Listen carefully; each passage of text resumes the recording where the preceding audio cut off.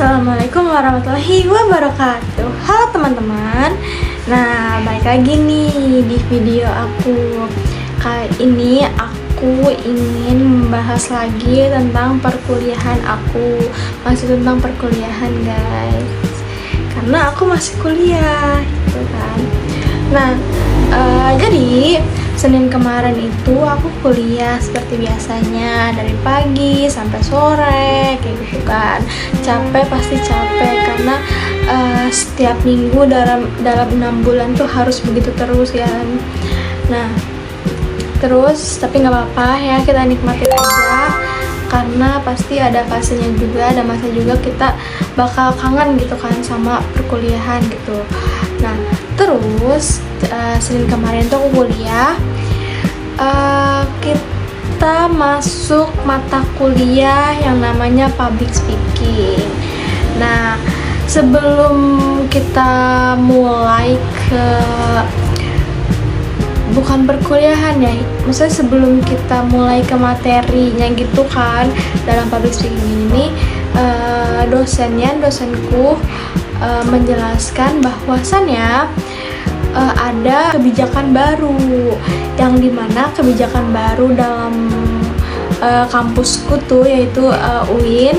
Nah, jadi setiap mahasiswa sebelum memulai sidang munakosah itu harus ada persyaratan yang namanya harus punya sertifikat lulus membaca Al-Quran. Yaitu yang aku tuh ngedengarnya itu kita harus bisa membaca Al-Fatihah dengan benar gitu kan. Karena walaupun gitu ya kita sering mengucapkan Al-Fatihah kayak di sholat gitu kan, pokoknya sering lah gitu kan kita membaca Al-Fatihah di sholat gitu 5 waktu gitu kan.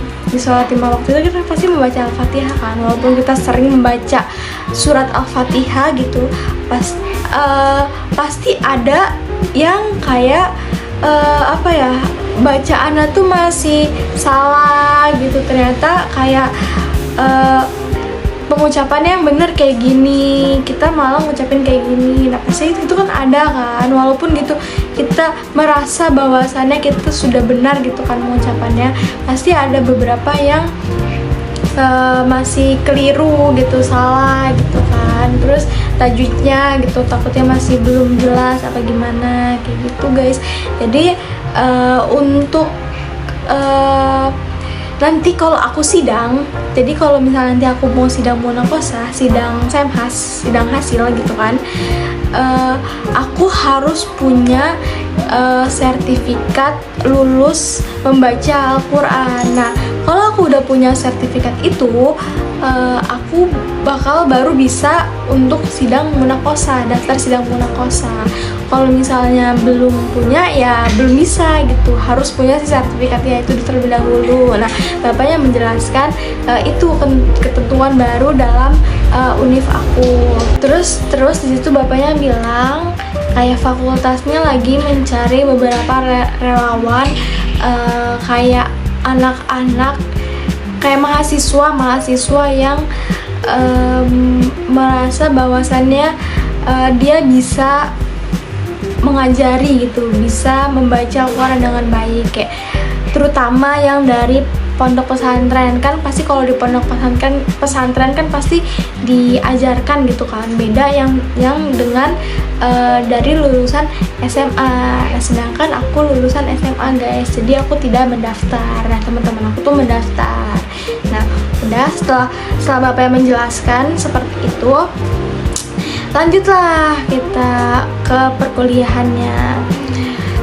Di situ seperti biasa ada beberapa orang yang maju, yang tampil ke depan untuk public speaking, untuk melakukan public speaking.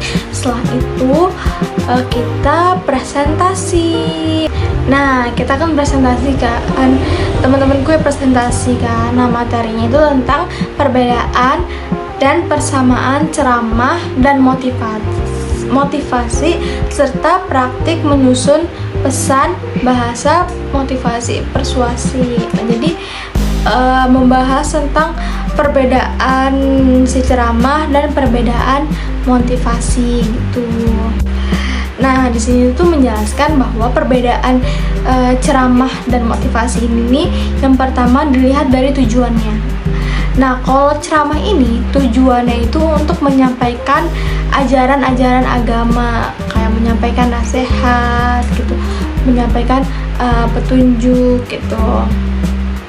Sedangkan kalau motivasi ini tujuannya untuk mempengaruhi, membujuk atau mendorong tindakan nyata, tindakan seseorang, kayak memotivasi orang gitu kan. Nah, dari tujuannya aja udah beda.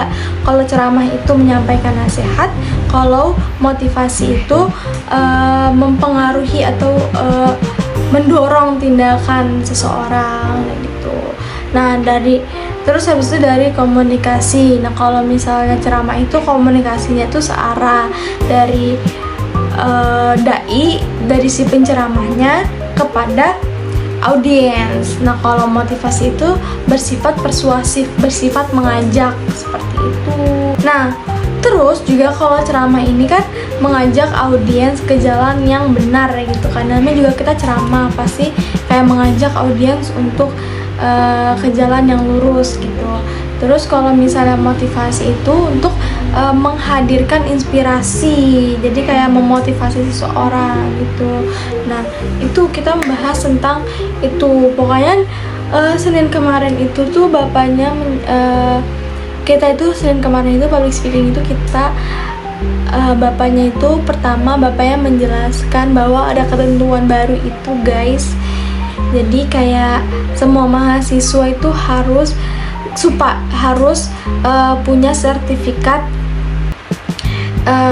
membaca Al-Quran. Supaya kenapa? Karena kan kita nih dari UIN gitu ya, maksudnya kita lulusan UIN gitu kan. Nanti kalau misalnya kita di dunia nyata, kita terjun ke lapangan gitu lah ya, terus kita disuruh baca Al-Quran gitu, disuruh mimpin doa kayak gitu, tapi ternyata kita bacaannya nggak bener, kayak acak adut gitu lah ya, bacaannya kurang jelas, kurang bener gitu, pasti juga bakal malu gitu kan, kayak ih gimana sih ini dari UIN gitu kan.